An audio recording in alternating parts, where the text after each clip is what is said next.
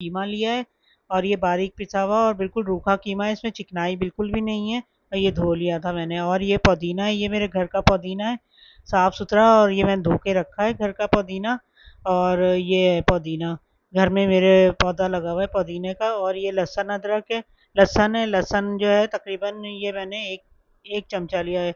और ये प्याज और ये हरी मिर्चें और ये खसखस है, ये धो के ये भिगो दी थी मैंने।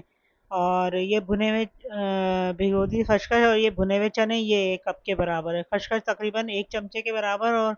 और अभी भिगोई भी है 1 घंटे के लिए मैंने। और ये इसमें सब चीज़ें ना इसमें डालूँगी। ये देखें, इसमें चॉपर में मैं सबसे पहले चने डाल दूँगी।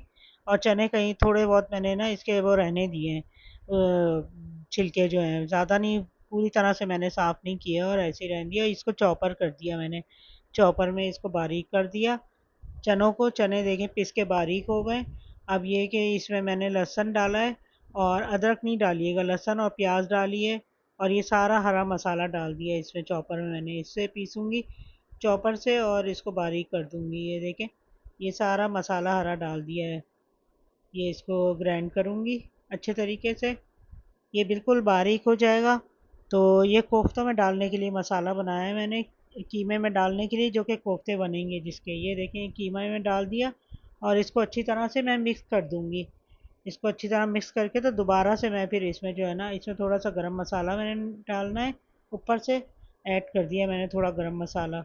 और इसको जो है ना मैं मिक्स करूँगी अच्छी तरह से। और इसको जो है ना दोबारा से चॉपर में निकालूँगी। इसमें नमक नहीं डाला था मैंने, थोड़ा नमक भी डाला है, तो नमक ज़रा कम डालिएगा, इसमें ज़्यादा तेज़ ना मिक्स हो जाएगा। और ये देखें, इसमें डाल दिया मैंने, चॉपर में डाल दिया, थोड़ा थोड़ा करके मैंने इस तरह करके चॉपर में डाल करूँगी इसको अच्छे तरीके से। और ये देखें, ये हो गया इसमें, इस तरह करके। ये देखें, मैंने कुछ पीस लिया है, ये बाकी का भी पीस के फिर आपको दिखाऊंगी। ये इस तरह करके मैंने ये गोलियां बना ली, गोल गोल ना कोफ्तों की।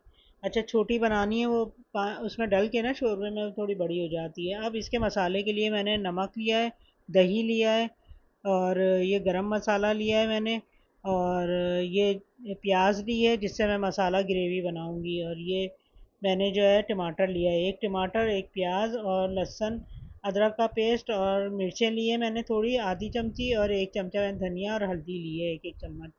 और ये इससे मैं ग्रेवी बनाऊंगी, अभी देखिएगा आप। और ये देगची खाली ली है, इसके अंदर मैं ऑयल डालूंगी।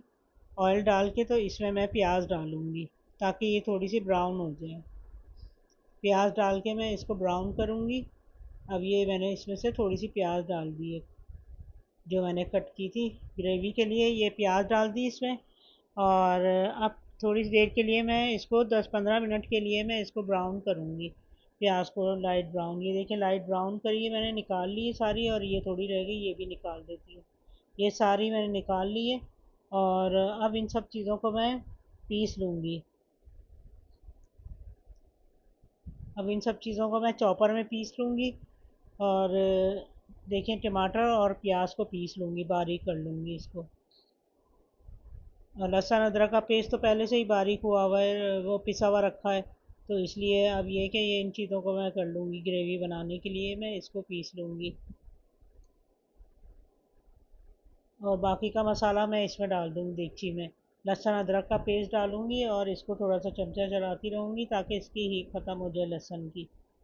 और अब इसको जो है ना, मैं जब तक इसको जो है चॉपर में डाल के बारीक मसाला पीस लूँगी, बिल्कुल बारीक हो जाएगा। अब इसको जो है ना, इसमें दही डाल के वो थोड़ा सा चला लूँगी चॉपर को, ताकि दही भी अच्छी तरह मिक्स हो जाए इस मसाले में।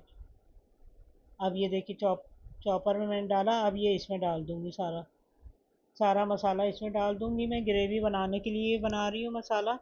और ये देखें, ये जो है ना, अब इसको अच्छी तरह चमचा चलाऊँगी, इसमें बाकी के मसाले भी डाल दूँगी। और लहसुन तक पहले डाला था, अब इसमें धनिया, पिसा धनिया, हल्दी और मिर्च डाल दूँगी, पिसी मिर्च डाल दूँगी। और इस तरह करके अब इसकी जो है ना अच्छी तरह भून लूँगी इसको मैं। ये अच्छी तरह इसकी भुनाई करूँगी। और जब ये बिल्कुल ऊपर ऑयल आ जाएगा इसके, ये देखें, ये पक रहा है, ये तकरीबन ऑयल आ रहा है ऊपर। तो इसमें नमक डाल दिया मैंने ऊपर से थोड़ा सा। इसमें नमक नहीं डाला था, कोफ्ते में नमक डाला था, इसमें नहीं डाला था, अब इसमें डाला है ग्रेवी में नमक। और अब इसको जो है ना अच्छी तरह भून लिया। ये देखें ये अलग हो गया, ऑयल अलग हो गया, मसाला अलग हो गया। अब इसको जो है ना मैं शोरबा बनाऊंगी, थोड़ा पानी डालूंगी इसमें मैं, तकरीबन आधा किलो के बराबर या 2 गिलास के बराबर, 2-3 गिलास के बराबर मैंने पानी डाला है इसमें, ताकि ये कि ये अच्छी तरह जो है ना कोफ्ते भी गल जाएं। अब इसको पकने के लिए मैं थोड़ी देर तक छोड़ दूंगी, ये थोड़ी देर तक पकेगा।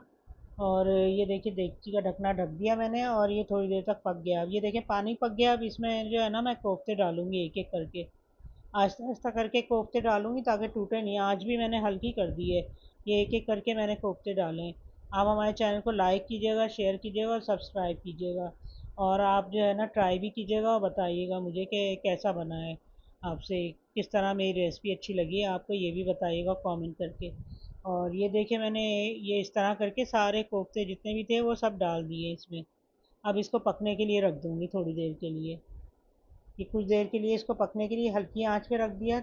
अब ये देखें ये पक गया, तो अब इसमें ऊपर से गरम मसाला डाल दिया, क्योंकि मैं पिसा हुआ गरम मसाला इस्तेमाल करती हूँ, इसलिए ये हमारे कोफ्ते तैयार हो गए। अब इसको मैं डिश आउट करूँगी। देखें पानी बहुत थोड़ा रह गया इसका, तो अब मैंने इसको डिश आउट करना है। ये देखें ये बहुत अच्छे बन गए हैं और बहुत मज़े के बने होंगे। और आप ज़रूर ट्राई कीजिएगा बना के, मुझे बताइएगा कि आपको कैसे लगे हैं। ये हम डिश आउट कर रहे हैं इसको। और ये देखें ग्रेवी भी कितनी अच्छी गाढ़ी गाढ़ी ग्रेवी बनी है इसकी। और ऊपर से धनिया छिड़क दूंगी मैं इसमें। ये देखें हमारे बहुत मज़ेदार बने हैं कोफ्ते। और लाइक कीजिए, शेयर कीजिए और सब्सक्राइब कीजिए। अल्लाह हाफिज़।